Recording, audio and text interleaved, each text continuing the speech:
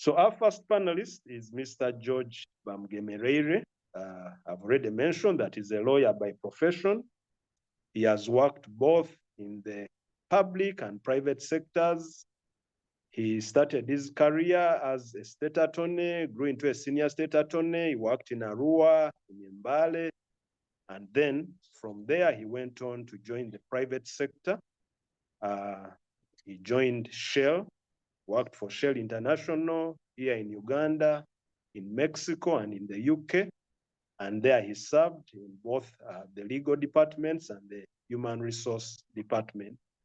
After a very illustrious international career, he came back home to Uganda, and his major public appointment was as Deputy Inspector General of Government, a position that he served until 2021. He's still active in the market as a consultant, and he serves on several boards, both in the profit and non-profit sectors. And he also currently is a member of the Makerere University Governing Council. So he's married to Justice Catherine Bamgemereire, and they are blessed with 2 adult children, a son and a daughter. So let's welcome George. If you can send him flowers, a hand clap, please, let's make use of those digital icons. Welcome, George. We also have Mr. Patrick Mugenyi. Mr. Patrick Mugenyi is also a lawyer by profession. He has had over 25 years of experience, also both in the private and the public sectors. He has worked in fast-moving consumer goods. He has also been in the mining industry, particularly mining cement. He has also been active as a lawyer in the Uganda Law Reform Commission, where he started his career. He is currently very active as a farmer in Kiriandongo, where he is actually, when we talk about famine and drought, I think he understands these things because of his current farming activities. But he's also a business consultant. He sits on several boards, both in the for-profit and non-profit sectors. Patrick is married to my good friend Evelyn, and God has blessed them with 5 children. And like you saw in the beginning, they live at the shores of Lake Victoria, somewhere in Entebbe. Patrick, you're most welcome. Thank you very much, and it's good to be here. All right. So if you can give Patrick some flowers, that would be awesome. All right. Without any further ado, we want to dive straight into our discussion. And I'm going to give both panelists 7 minutes each just to unpack for us what it means to thrive in the midst of challenges. And I think it is safer to go in alphabetical order. So whichever way you do alphabetically, it has to be George Bamgemereire. So over to you, George. Thank you. Thank you, Elijah. Thank you for that introduction and the background you set. We are discussing a very important topic indeed, managing in thriving in amidst uncertainty. And you know, when I was considering this topic, I thought about what uncertainty, what are the real drivers of uncertainty now? And looking through literature, I found there are many. Obviously, ideally, we would all want to live in a state of tranquility, because I was just imagining, what is that state that would make you happy, no anxiety, no worry, you have everything you need, I don't even know what you do if there is no problem at all. You have enough money, nice family, a nice place to live, and so on. But really, that situation doesn't exist. Because even if you are to Prince Charles, or, if everybody in the world has a problem of their own. But I think broadly, the main drivers of uncertainty, one is the complexity of systems, that the world is made up of interconnected systems, economic, political, environment, technological, and they are highly complex and unpredictable. That is the first principle, interconnected. I think some of you remember last year when planes were grounded because something went wrong with Microsoft in United States. And so planes couldn't fly. I remember that time I was, I think, caught up in Brussels, was heading to the States, not to London. And all the planes were just grounded because something small had happened in Microsoft in the United States. But it grounded planes around the world, maybe except Africa. I think ours, Kenya Airways, and those ones would fly because I'm sure those people can travel even when it's dark. But the rest of the world, planes were grounded because of a little hitch in Microsoft. So there's a complexity. Number two is the rapid change, the pace of technological, social, environmental change, accelerating innovations. Like now there's artificial intelligence, climate change, globalization. All these are complex issues, which in the past appeared distant, but they are beginning to affect us. Number three is the reality of incomplete information. Many people are operating in senior positions, but they are required to take decisions based on the information they have available. So you could actually be caught up in a decision which could be very adverse to you because a person who has a lot of power above you has received information that casts you in negative light. And this hasn't just started. Remember the story of David and Uriah, where he tells Uriah, please go to your house. And the man refuses. Please go and stay in your house. The man refuses. So eventually he sends him back to where? To the battlefront. And when he gets there, he sends a message to Joab, says, please, I've sent you this man, but please put him in a spot where he will definitely get killed. And Joab does it. But then the war goes very badly. And Joab starts asking, why? What can I do? He's taking a negative report and is wondering how to convey the report that we're actually being hit very hard on the front line. Then he remembers one secret. There's something, one card you can play on King David.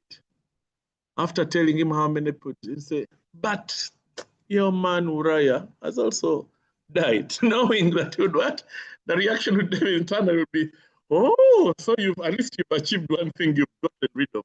So this happens all the time to many people, that there are people in high positions who don't have much time to decipher and to investigate information. They will have a few people they trust, and those are the people who feed them with information. This is going well, this is not going well. And so they basically manage the decision maker, and you could be caught up in crossfire. So people are acting on incomplete information. Then there is actually the fact of human behavior, that human beings are inherently unpredictable. So if you build your life around a human being, you build all your images, your plans, and so on, say, I have so and so in this position, so I'll be safe.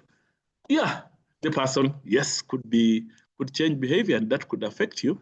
I remember one time we went in a certain country, went in the IGG's office, and when we arrived that day, a certain member of parliament died. I mean, news broke that the member of parliament died. And then our host, the IGG of that country, was so restless. He was a host, but he couldn't settle down. I asked him, what is the problem? He said, the man on whom I've built my entire career has died. So there is a human, if you've built your life around a human being can change, and everyone has their own problem. You don't know which side they've woken up on and what's pressing. So all this creates uncertainty. That a person who was nice to you yesterday is suddenly moody, and you're wondering, why is the mood changed, and so on. So there is a human behavior. Then there's a global interdependence. The world is increasingly interconnected, meaning events in one part of the globe can actually have ripple effects elsewhere. A political crisis in one country can affect another country and another market. Then there are the environmental natural factors, which are pandemics, climate change. You know, some of those countries which get all these, what are they called? Cyclical, what are they? They call them, yeah, Elijah, remind me, what is the technical word of these strong winds and so on, that and rain, tornadoes and so on, yes. Cyclones, typhoons. They are called what? You have cyclones. typhoons, cyclones. Yes. And some they've actually been given names. This one is coming on this day, this is coming on the other day. Those are environmental, and they happen every day. So you say, now this is going to hit Florida, the other will hit California, and so on. You say, but why don't people move away? No, that place has had people for generations, and they will not move away. They happen every year, but you just can't tell what impact they will have. Then there is the political and economic instability that happens, geopolitical tensions, you know, those go on all the time. Something small happens in this country, then the next country says we have to react, and so on. You see some of them even in our region. There are a few things. I think you've heard about the recent incidents, activists going to one country and the country just hitting really hard. Why are you coming to our country to spoil? You know, so there are all those things that are happening. Then there are also cognitive limitations that humans have. There are limitations. A person may be acting in the best, exercising his best judgment, but they make a wrong judgment, and you could be caught up in that. Then there are also cultural, social shifts that are happening, that are changing power dynamics. But really, in context of what has happened recently, is the Trump presidency. I think the last few UJN sessions have been under effect of the Trump presidency. President Trump came and said, American first. So he's been in the office before. He says, my policy is America first. I'm prioritizing U.S. interests over multilateralism, which has now led the world to say, hey, can we count on America? Withdraw from international agreements. Then there's global economy. You know, you've heard about the tariffs, and then it has ripple effects in Canada, China, and so on. Then the shifts, geopolitical shifts, which country is associated with China, who's China's best friend, Russia, Ukraine, who on which side is a superpower on, North Korea, and so on. Then there's also the rise of populism in the world, where people are saying, please protect your country, protect your people. That is also coming, and it's affecting a lot of people. So, in summary, there is a lot of uncertainty. And really what I would finish with is we now need to consider how we can position ourselves to confront or to respond to these situations that are beyond us. I mean, I've talked about the high level, but even on the local scene, there are a lot of things that can happen to you. You know, recently, there are a lot of people I know who have lost close relatives, you know, family members. You have a niece, she got married, and we went for introduction and we're happy. 2 years later, I said, the man has cancer, the man died. And now I look at the girl and say, how does she cope with life? Many people have said, yeah, I've just gone out for a prayer meeting. You come back, find your spouse has died. There are things there's certain pains that people are suffering and grappling with and saying, which you can't even share, because these are personal pains and they will not go away just like that. You know, people have to live through them. So I think the complexity of the world, and obviously some of these policies, some of you may have heard about, you said the government comes and says, we are shutting down something that has been a fixture. But yeah, the chief executive elected by 70 million people says, shutting it down for the following reasons. And then it has a knock-on effect around the world. People are losing jobs and so on. So this is, I think, an environment in which we need to explore. How are we going to respond? Thank you very much. Thank you, George, for that wonderful exposition. Patrick? Wow, thank you very much, Elijah, and thank you very much, George, for setting the stage for our conversation this afternoon. I really, really appreciate the broad context, that you've laid out for us. The challenge for me is how to engage with all these big ideas that are happening. And I'll try and break them down into 3 parts. The first is just the way we framed our conversation this afternoon. Thriving in the midst of challenges. Usually, where there's a challenge, you survive. One's objective is just to get through this thing so that I can get to the other side, just survive. Usually, that's what happens. But we are being engaged this afternoon to consider the possibility that one can thrive in the midst of challenge.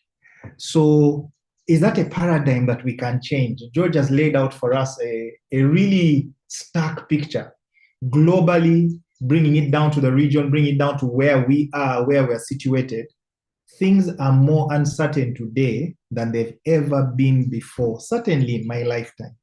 There are some things that were given, some certain things that were certain. Imagine waking up and the sun is no longer rising. That would be a very complicated day.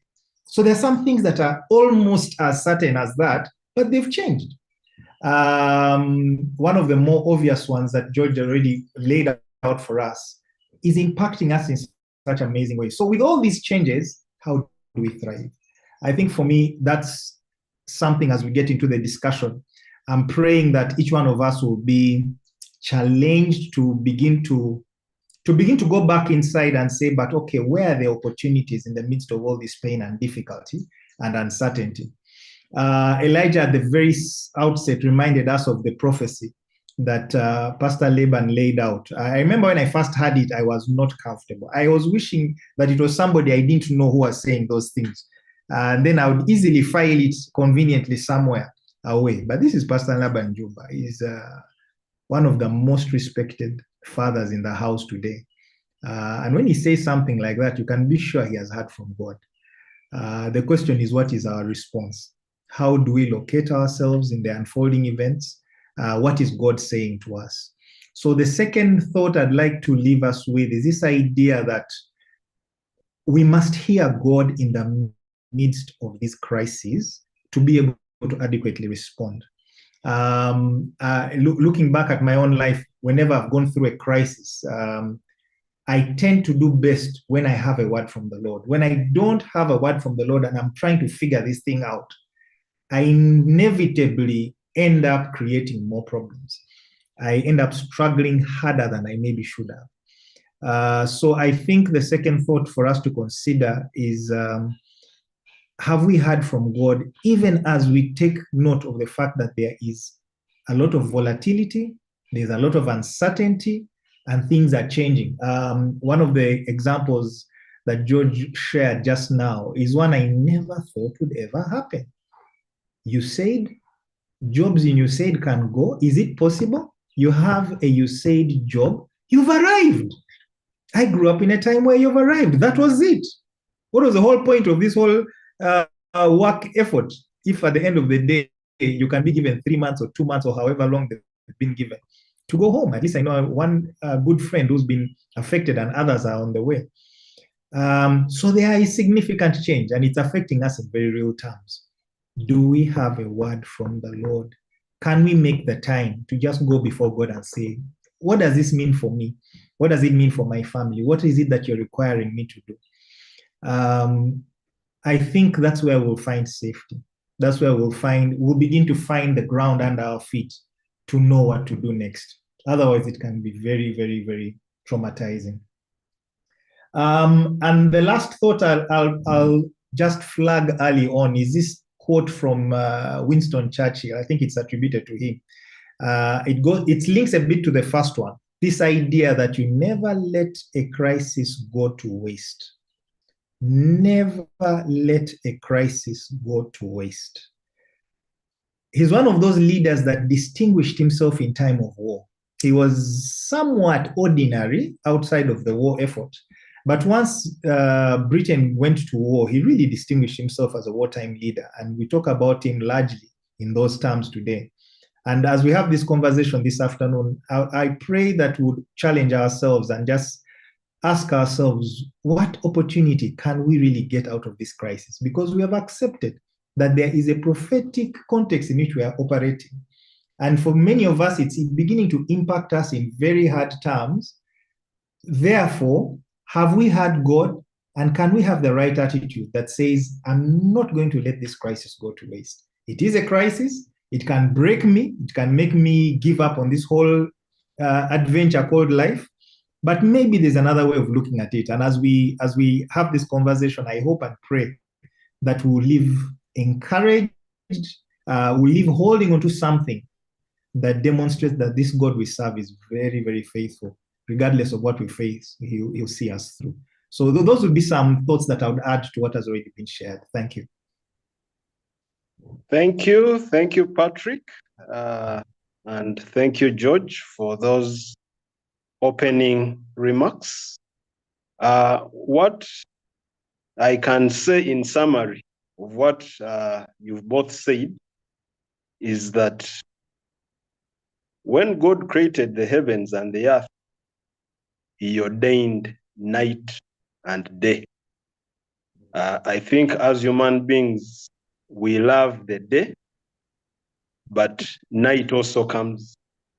And I think you're telling us that when night comes, we don't just curse the darkness, but we need to have a compass from God to tell us how to navigate that night that is surely to come. So these challenges that we are all facing, that many people are facing, they are partly ordained by God. So I just want to come back to you.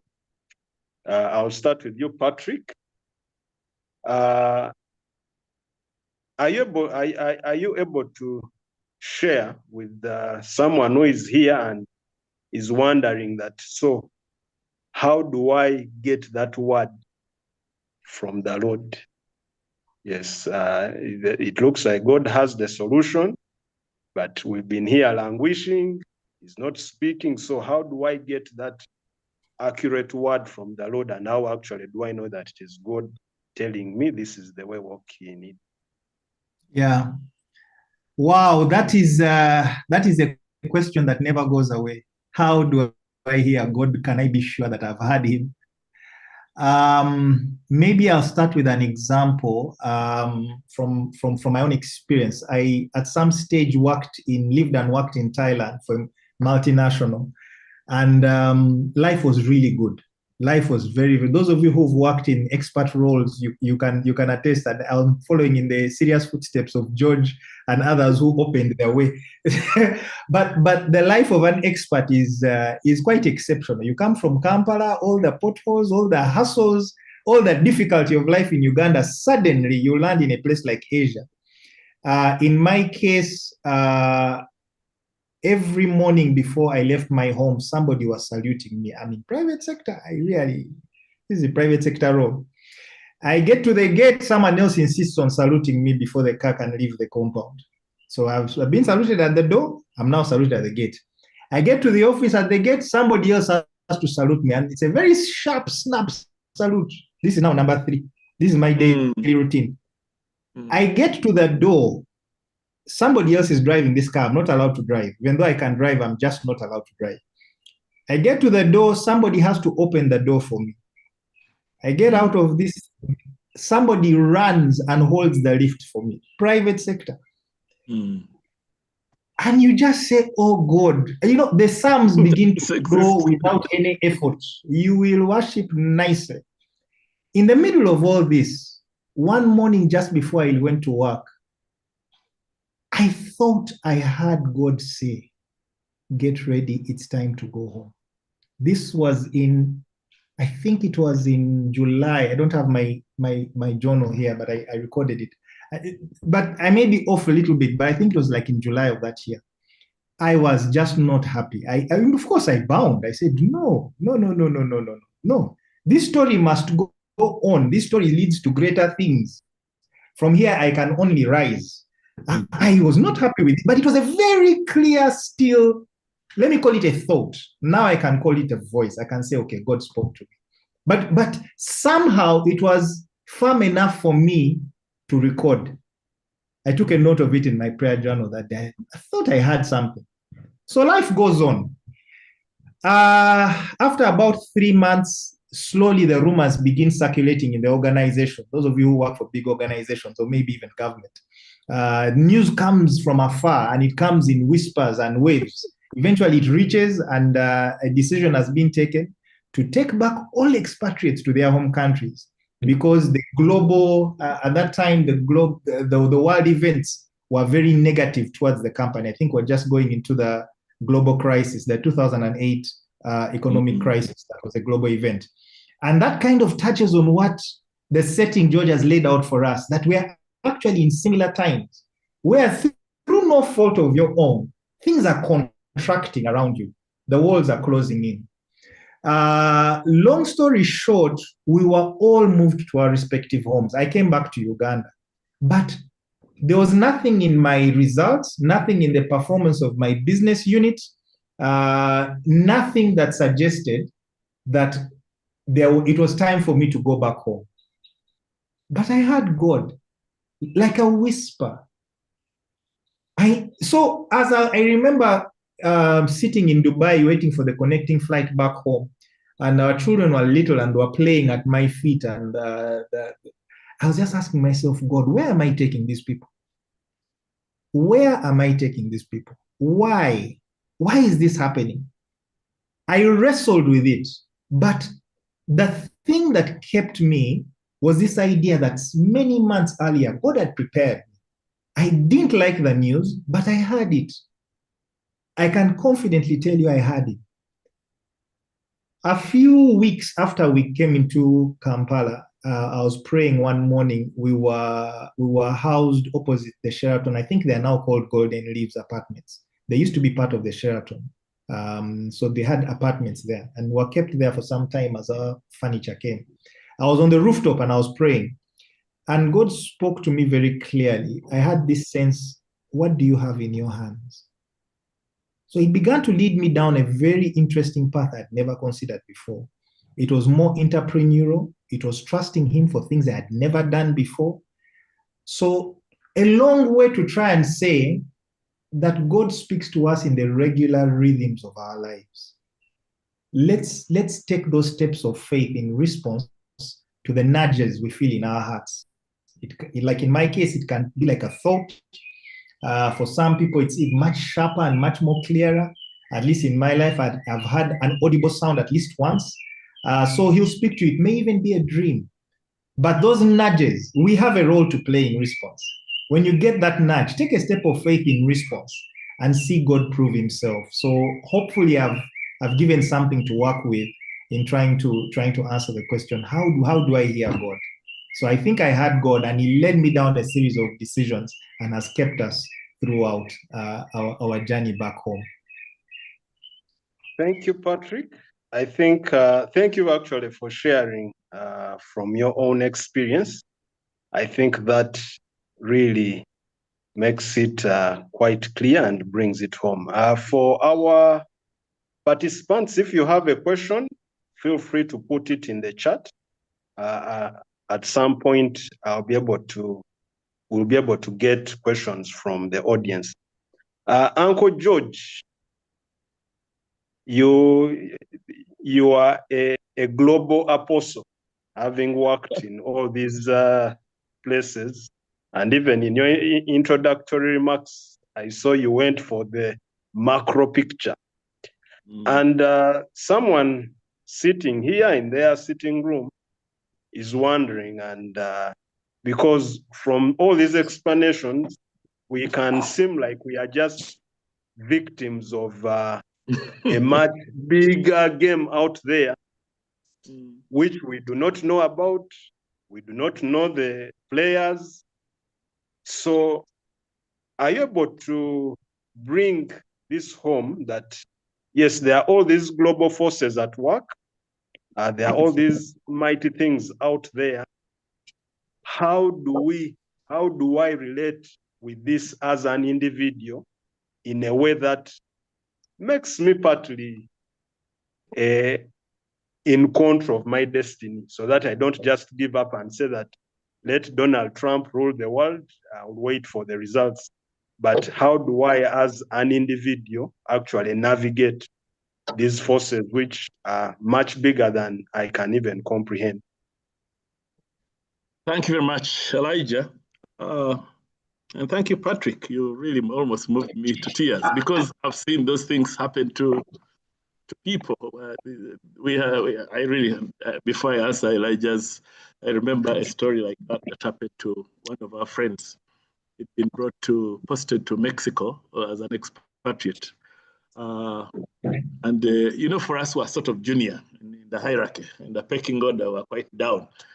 But we had been given allocated a massive apartment, a dream house, an apartment with so many rooms, and with boys' quarters. I don't know if you've seen servants' quarters in an apartment. It was the first time I saw fully furnished service quarters in an apartment, 2-bedroom service apartment. So now the couple also joined, and they had come from Europe to be a general manager for a certain sector in Mexico.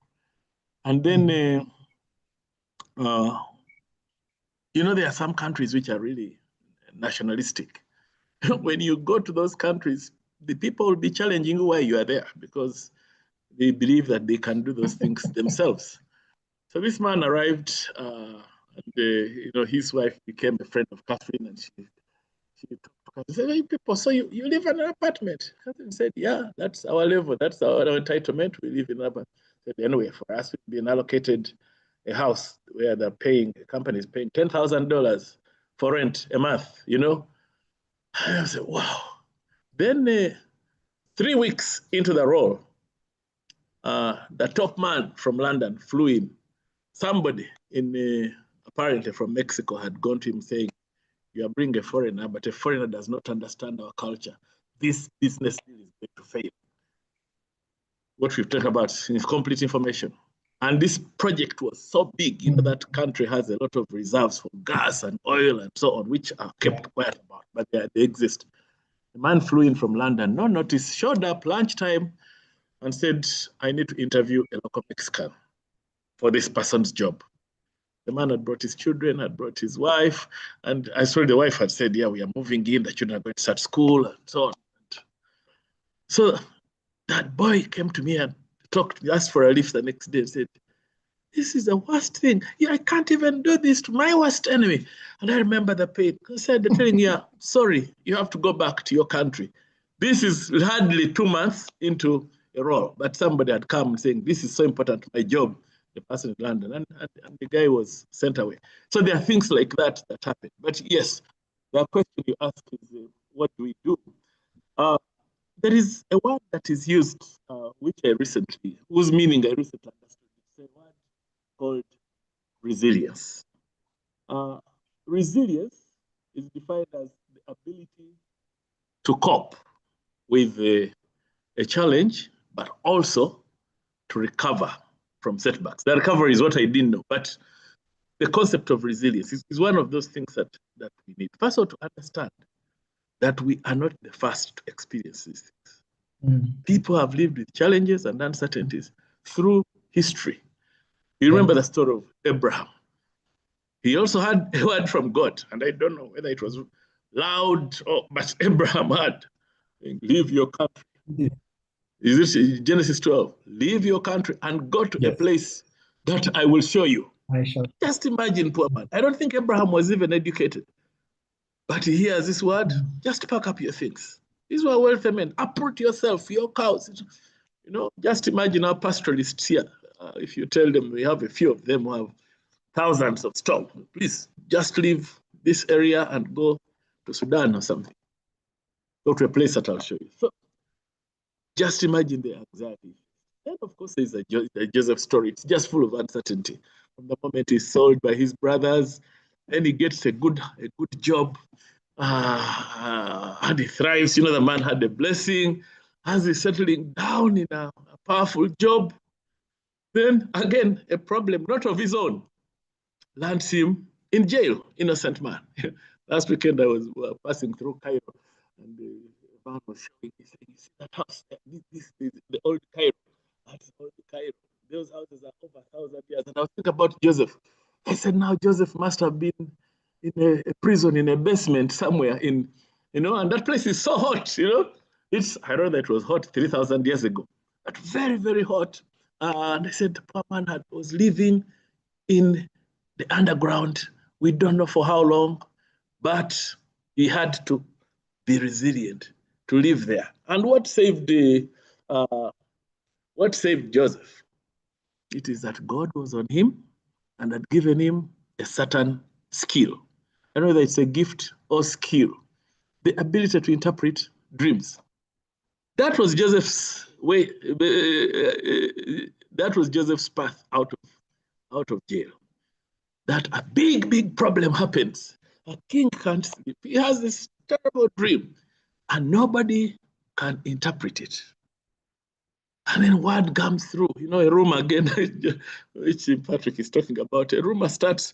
I'm sure they had gone through all the protocols, the permanent secretary, the ministers, the permanent secretaries, the commissioners, who can help the king, the pharaoh, to resolve this.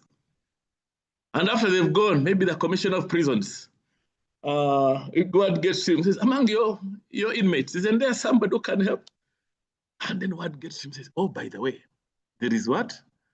There is a man here who interpreted a dream. That becomes Joseph's ticket out of jail. What am I saying? Number one, yes, hearing from God, as Patrick has said. You can't misplace that. We need to hear God's plan. We are his creation. He is the potter and we are the clay. So that is not optional. We have to go to the potter and say, my friend, you made me this way. Now I'm not fitting in the box you put me. What can you do? Can you remold, So we have to start. That is the starting point. But the second point is actually the Joseph principle. What skill do we have? Many of us take comfort in the one job you get. You get a job. And we've already stated this. You get a job. It's so nice. You get used. You know what to do. I mean, the job is difficult on day one. But eventually, you get into the rhythm and you know what to do. So life is good. There is a check. But you see, and you can settle down. I'm just urging, brethren, that season has ended of living in comfort because of this job which you have. Because, look at our country. The economy is very small, and I think that's the pressure that we all find that, if you get your little desk, then you have to do everything to keep it. They are going to shake every desk, my dear. So we need to have a Joseph talent, something for which a king will look for you. And for me, that is the first word I'd say. Get a skill. In addition to the skill that got you into your current role, get something else which you will not have to be taking around your city. Please help me. And because I think most of us, I'll talk about Uganda, are really job seekers. We are job seekers, so we are all looking for favors from the powerful people who can dish them. If you are lucky, you get one. And if a person is tired of you, he removes it. If you're then, my dear friend, we have to preemptively work on this to say, what skill can we acquire that will make the pharaoh look for you? That having searched among the courtiers, they say, there is this person who has this skill that can solve. Because you see, jobs are not created for purposes of people having jobs. I know we do it in Uganda. Jobs are created to solve a problem. So, Elijah, my one answer, first one I would give, let's get that special skill. And these skills are hidden in us. God has equipped us with talents and gifts, but we need to polish up whatever we have and take it to the highest level possible. Let's not rest. Let's have something to sell, but something to sell which people will look for, the way they looked for Joseph in the prison. They said, there is one person who can solve this problem. Now, how many people do we know who have that kind of talent in our circles? Just to do a survey. But now we just look and admire the people who are lucky to be seen for whatever reason, we need you for this and the other to represent this group or that group. No, we want to have a type of skill that is so unique, but it has been taken to such a level that the world or the king looks for you and then pays you for it. Thank you. Thank you. Thank you, George. That is powerful. And I'll be actually coming back to you shortly because the note at which you've ended on skill that causes Pharaoh to look for you resonates with the question that has come through about purpose. So I'll shortly return to you. Patrick, your answer to the earlier question is it's sometimes discouraging, but it is the reality. You know, from the time of the children of Israel, when they were in the wilderness, and God came and spoke to them, and then they cried to Moses and said, Moses, you go and speak to God and come and tell us. It looks like Yes. that is the human preference. We want someone to come and say, thus says the Lord. And but you're challenging us that to thrive, we have to learn the discipline of actually seeking answers from God. And maybe that is why intercessors love the word tarry. To tarry means that maybe you don't leave God's presence until you have gotten the answer.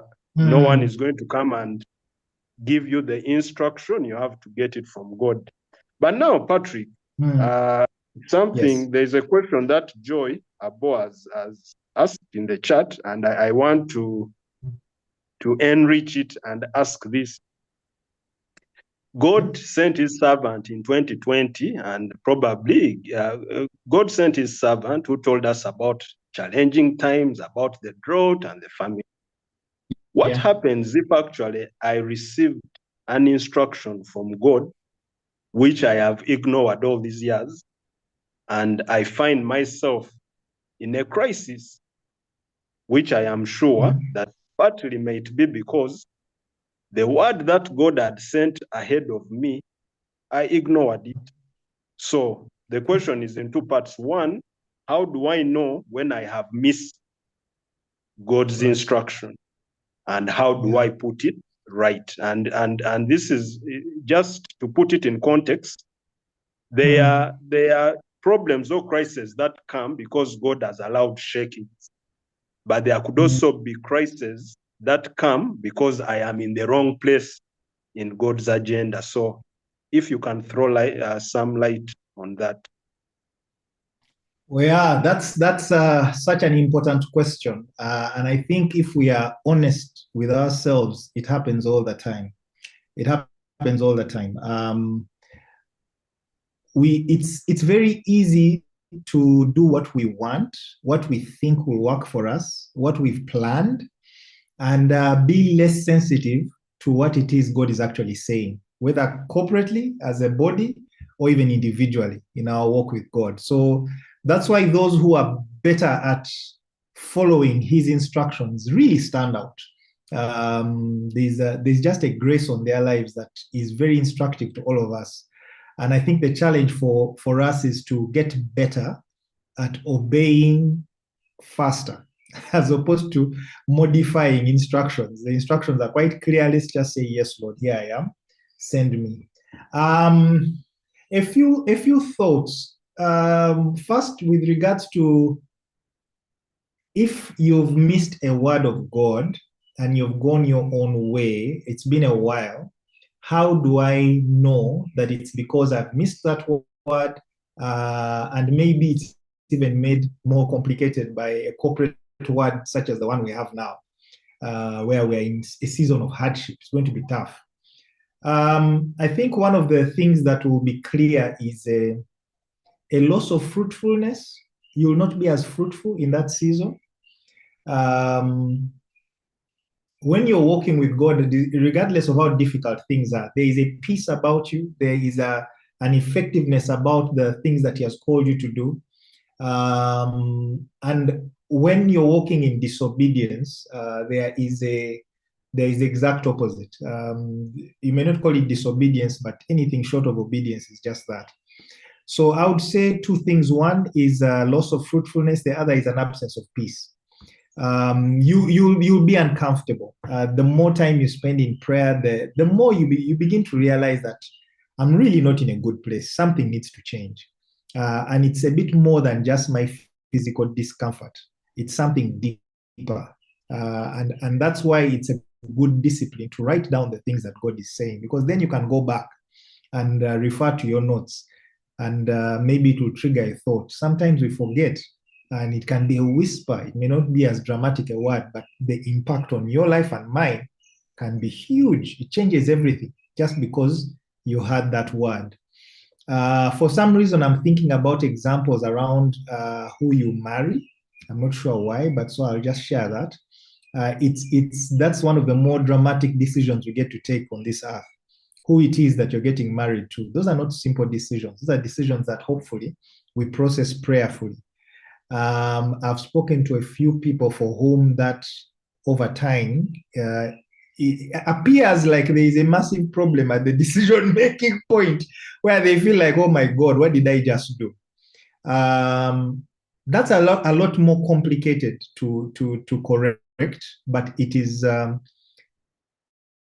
God is very redemptive. He understands who we are. He takes us as we are. That's why the Lord dies for each one of us and just redeems us to the Father. So we are not lost.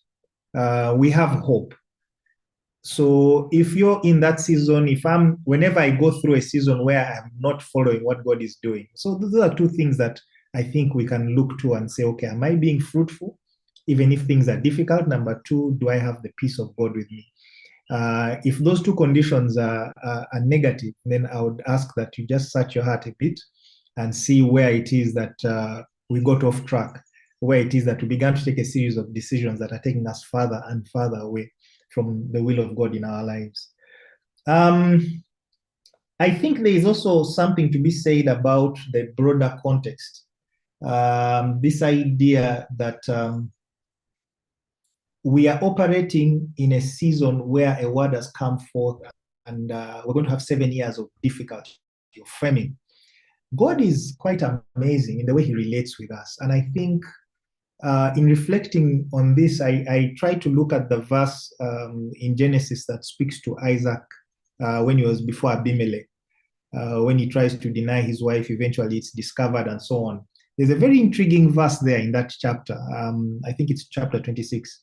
Where Isaac sows in the land and he reaps 100-fold in the same year. There's something very profound about how he prospers in the midst of famine. It's really instructive, and it's something that we could go back to and just get a sense of what it is God can do even in the midst of difficulty. So not all is lost. It's not all doom and gloom. It is that God has given us insight into what is happening, what is coming, and so we are better prepared. We are better prepared to seek him. We are better prepared to circle the wagons, to borrow an old phrase, to just prepare our families that, okay, we're going to go through a season, we need to conserve better. Something George spoke about that I liked that is really, really important, and we can't repeat it enough. We get extremely comfortable with our salaries. I don't know why. But this idea that there is a regular pay that comes, it triggers behavior in us that generally is counterproductive for difficult times, does not prepare us well for difficult times. The kind of behaviors, and the more sophisticated we are, the worse we get. So for example, if you have a nice steady job, chances are you're going to want to drive a nice steady car. Chances are you're going to want to live in a nice steady home, in a nice steady neighborhood, and so on and so on. All this is likely to be fueled by a nice steady lifestyle of debt. That's a problem. That's a problem, because then it's all nice and good when things are running. But the moment there is some level of disruption, you become, and I become, a lot more vulnerable to the difficulties of the hard season. So I would say just commenting broadly on the context when there's a word we are operating under, for us to also examine our behaviors. And an obvious one is relationship with debt.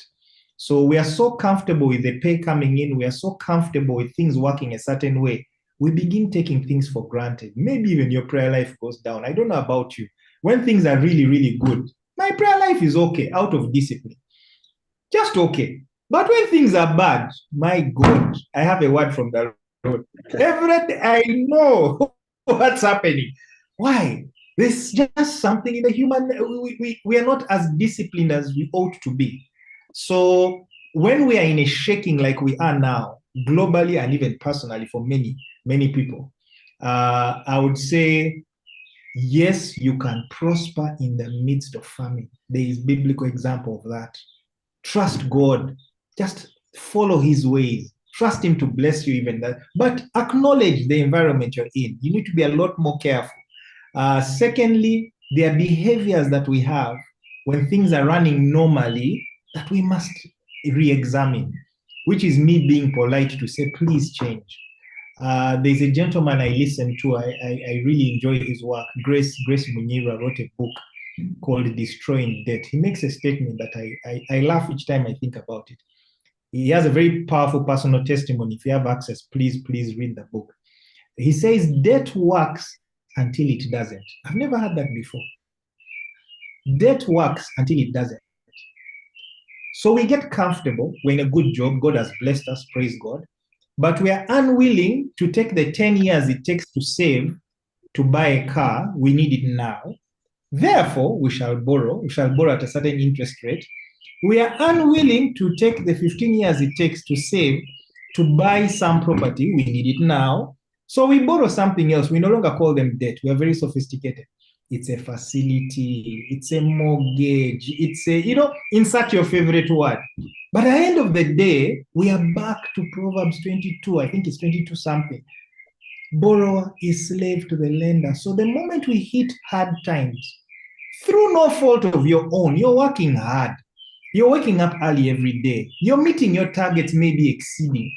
Maybe you're even being paid a bonus. But something has happened globally that just shakes your world. You become extremely vulnerable. So it's possible to thrive. Let's re-examine our behaviors and become more resilient. Going back to that word, I like that word. I like the way it was broken down for us. Become more resilient, bounce back stronger. But we need to change something, and it will be painful. It will be painful. Those of us who are part of families, who are functioning in families, you have to train your children. You have to train, work with your spouse, come to the agreement that we are going to change. Maybe we were driving to church in 2 cars. Maybe we're now going to use a border. Brethren might talk funny talks, but you are being resilient. And that's where we need to, I think we just need to change. We need to get free from what other people think and all these other things that enslave us. So you can thrive even in the midst of a difficult season. Please re-examine those behaviors that just make us more vulnerable. I think we'll fare better as the cycles change. Elijah, you just made me laugh. You cracked me up. Day and night. We shouldn't cast the night all the time. There are seasons in these things. So may we just build that resilient muscle, that we are better at managing this thing called life and be more effective. I hope that helps. Thank you, Patrick. That's actually very, very helpful. And I'm particularly blessed by your introduction of the concept of redemption, restoration, because God himself says he restores the years that the cankerworm or the locusts have eaten. But you also bring in, I think God is a very responsible father, that he will not restore what you have lost before you change. Otherwise, he'll be wasting his resources. If you've not changed and then he restores what you've already lost, you'll just have a testimony of having lost things twice. So I think the challenge is that, yes, God is redemptive, but in that redemption, there is a lot that we also have to do. And just reflecting on what both Patrick and George have been speaking about, I almost come to the conclusion that I think part of our problem is the way we measure success. So maybe when God tells us that famine and drought are coming, he's not telling us that it is a problem. He's just announcing that this season is famine. But if the way we are measuring success is off point, we are going to look at it as actually a problem to run away from. And it brings me to that question of purpose that I want to put to you, Uncle George. You ended on a good note of having skills. And I think that story that you highlighted of Joseph is very instructive, because Joseph seemed to enjoy just the latter part of his career when he became prime minister. But when he was in Potiphar's house, when he was in prison, the Bible actually keeps saying that he prospered. And yet, in our understanding, we think that he was failing at that point. But the record of the Bible is that even in that prison, even in Potiphar's house, it actually says God blessed Potiphar's house and Potiphar prospered because of Joseph. So in God's calendar, Joseph was successful. So what is your comment actually on that? Our definitions of success vis-a-vis purpose? Because I think we run away from purpose looking for success. And sometimes the success we are looking for is very different from the purpose that God has given us. So a comment from our wise global apostle? Thank you very much. I think that's really, Elijah, I really shouldn't add very much. You've really articulated it very well. That we are the clay and God is the potter. He determines how to shape, what shape to take, what to do. But he also says that before we were born, he even knew us, which suggests that God has a very clear purpose for us. And when we are formed, he puts in, I like the word in Luganda, akutekamu ebirungo byonna, all the things that you will need, the ingredients that you will need to accomplish his purposes. Now, as to whether we can identify them and develop them is really the challenge. But in God's plan, he gives us all, he calls us for specific purposes and equips us for those purposes.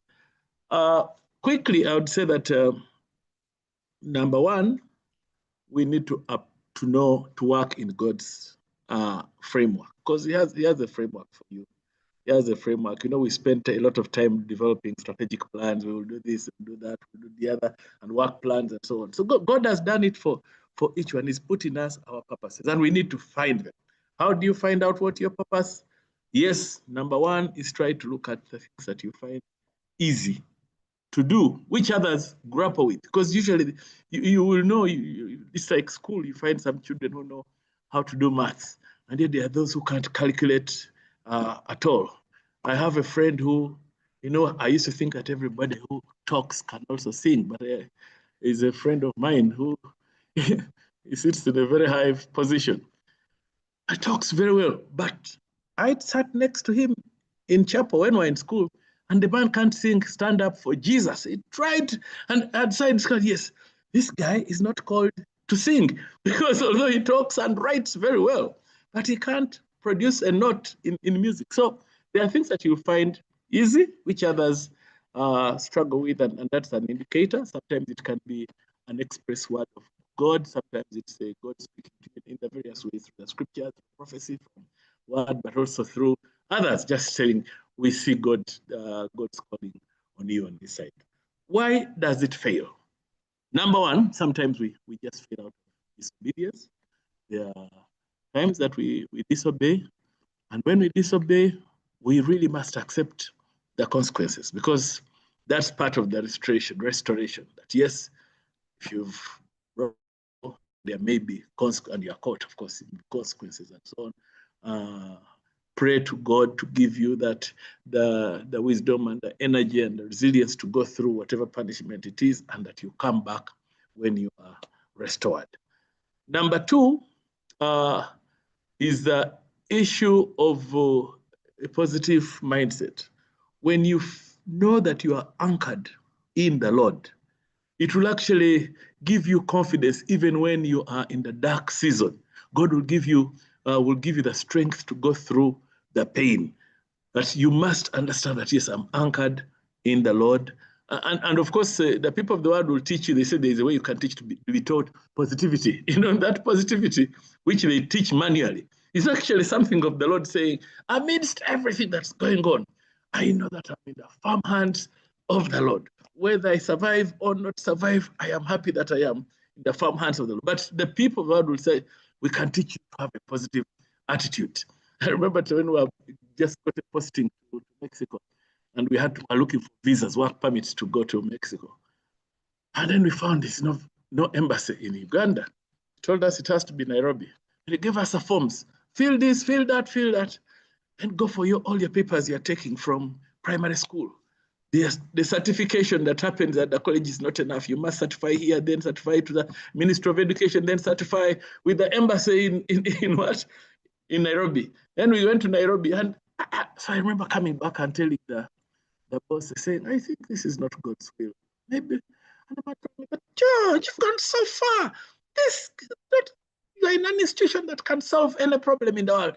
And I said, oh, wow, I've really given a bad impression. Please, let's also learn to be positive amidst suffering, to be speaking the right thing, to be positive, knowing that you are actually, in the grand scheme of things, you are anchored in the Lord. There is one last point that I would like to make. Keeping the big picture. When you know God's purposes, it's important that you just keep looking at find the end goal.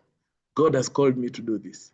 The path to doing it, the path to success in God's view may be treacherous, may be difficult, may be unclear, but having your eyes fixed, like Paul said, firmly on the Lord, keeping my eyes firmly on the Lord. This is something that helps you, that even when things are not straight and they're difficult, at least you keep the picture. And lastly, what I think Patrick mentioned is that was it you, maybe Jerry Elijah, that never miss a lesson. Never miss the lesson out of a hard. Any crisis or tragedy that passes you and you've not picked the lesson is wasted. So we need to look at what is the lesson, what can I do next time to avoid. And then there was that comment, in Ugandan context. Many years ago, I think, when we were setting up URI, I remember we were not in the country, but I read somewhere, and the president was looking for born-agains. I want born-agains to fulfill URI because they are not thieves. Then, 15, 13 years ago, again, he repeated it in another form. I don't know whether the President of Uganda still holds the same view. Those of you who meet him, I think, ask, you said this, are you happy? I don't know that we still have a presence in all these places. But my little calculation shows that maybe we are not, and we need to find out why we are not in some of the spaces which made, people are joining fellowships, groups, certain churches where people are being picked. You had to be in those places. Now people maybe are not finding it profitable anymore. But what is the reason? Did we disappoint? Or did the big person change his mind about us? I think it's worth us trying to find feedback, because it may also inform our influence, why the influence appears to be diminishing. Thank you. Thank you very much. Wow, that's quite powerful. I want to give opportunity. I saw Anthony Bugembe had his hand up, then it disappeared. Before we start bringing this to a close, Anthony, are you there? And if you still have your question or comment, I would want to take it at this point. Anthony, are you there?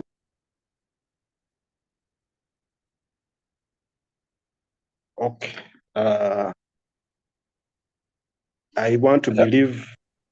Yes, please. Yes, Anthony. Yes, sir. I missed your direction. No, think we can your take hand was your hand was Sorry. up. So I want to sorry, know I think if you still have your question or comment. No, it has been answered. Thank you. It was okay. All right. All right. Thank you. So I want us to bring this to a close, but I also want to remind us that we'll have a session of prayer to respond to some of the things that have come through. My experience in some of these meetings that when we go into prayer, people then log off because they have received the intellectual words from George and Patrick. However, I think what is clear in all this is that these things are highly spiritual.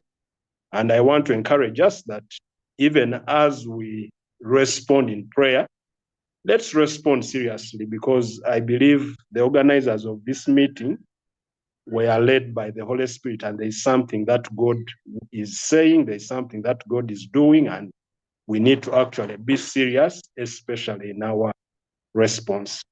All right. I'm going to give George and Patrick 5 minutes each just to make their closing remarks and share anything that is still on your heart.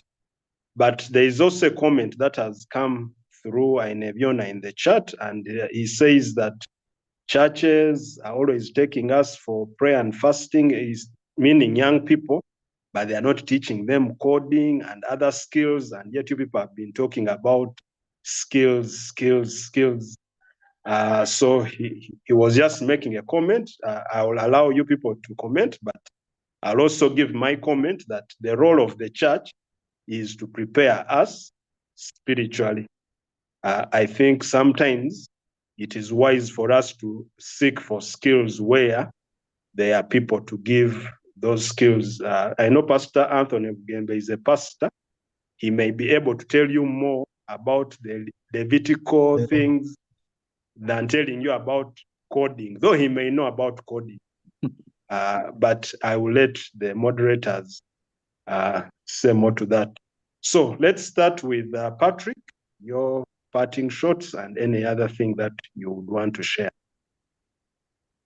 Thank you very much. And I want to pick up on something George said. I forgot how he put it, but the thought it triggered in my mind was transition. Yes, when he was defining what it is that you're good at, in talking about purpose. In a volatile and difficult environment, I think it is important not to be stuck in one thing. Hopefully that's already clear. If it's not, maybe this will be a good reminder for us. The idea that maybe you've spent the last 12 years as an accountant, and accounting jobs are now proving difficult to find, and you spiral downwards because your particular discipline is struggling. I think we need to be more adaptable. I think we need to be prepared to get into new areas. This idea that in uncertain times, in difficult times, therein lies our opportunity to reinvent ourselves. So let's be open to what the direction God would be giving. It was interesting how we opened up our time together when Elijah was giving his remarks. The idea that, and actually, I don't know if George remembers, at the very beginning of my career, I ran to him when he was at Shell. I don't know if he remembers. And I remember asking him, I had just been given an opportunity to move from a legal position in an organization, and I think I was moving into sales and marketing, and I was confused. I was so confused. So I went and saw George, and I don't know if he remembers whether this visit or the counsel. His counsel to me was that the higher you go, the less of your core discipline you're going to do, the more versatile you need to become. And that was a revelation. It freed up my mind to begin to accept roles that I would never have considered. They were not in my universe. So maybe this will help somebody that as we go through transition and difficulty, please be adaptable, be open, stretch yourself. What you studied in school so well and got those beautiful A's in was just a foundation. But what God has placed in you, that's why I like the way he defined that thing. What is it that you're really good at? Maybe you're good with people. What does that mean then in this current environment? How can you take that and manage people well and serve people well? Maybe you're still good with numbers. Where else can you deploy that ability? So be adaptable. I studied law. I ended up in a legal role. I ended up transitioning into general management. I did sales and marketing, which transitioned into strategy. I went into distribution and sales. Let me tell you something that I think we need to learn from those who did not grow up in our environment. Find your favorite investor in Uganda. You just randomly walk up to your favorite investor who is maybe assembling mobile phones in Namango and just ask them, what did you study? The answer to that question might be a revelation for somebody. They somehow have grown up in environments where they have this innate belief that they can do anything. Yet for us, it's in scripture. Believe it. They just have that ability. Someone will tell you, no, I did BA, philosophy and social science, and now this is my fifth business, my first one. Totally unrelated fields.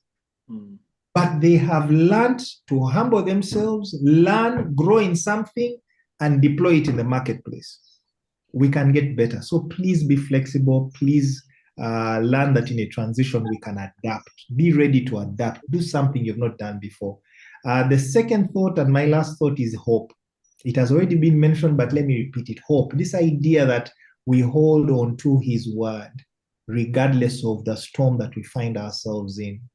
I believe it's in Hebrews that says, faith is a substance of things hoped for. This idea that you hold on to it and say, Lord, I have faith for what you've promised me, the things you have spoken over my life, and don't change because of the season I'm in. Your word is enduring. So please hold on to that, because that is the truth. So the seasons will change, but his word is unchanging. And see you on the other side. God bless you. Amen. Amen. Amen. Thank you, Patrick. Uncle George, your parting shots. Yeah, thank you very much, Patrick, for those thoughts. I think there are three short things I'd like to talk about. One is that overcoming adversity involves taking an honest look at your own knowledge and skills, acknowledging your shortcomings, and determining to work and improving on them, in addition to the skills that directly are required for your profession. So that's the first thing that I'd like to say. Polishing up your skills, having an honest look at yourself. Don't even wait for feedback from others. We know ourselves very well. But when there is adversity, please ask the question, why did I get into here? And if it is God's plan that you are Joseph and you've been taken to whatever because of standing for righteousness, yes, stand for it. But again, it's important to first have an honest look at yourself. Because what I found in Uganda is that we have a certain confidence that is not based on substance, actually. When Ugandans go abroad, the way we swagger, we are so confident. And yet, the nurturing, the polishing up and the acquisition of the key skills of life doesn't really happen. But it's a really a great country that you can have opportunities and go very far, even without doing a lot of things to yourself. But I think the difficult times that we are in mean they will only hire people who are needed. This era of tossing out patronage and gifts and so on is actually over.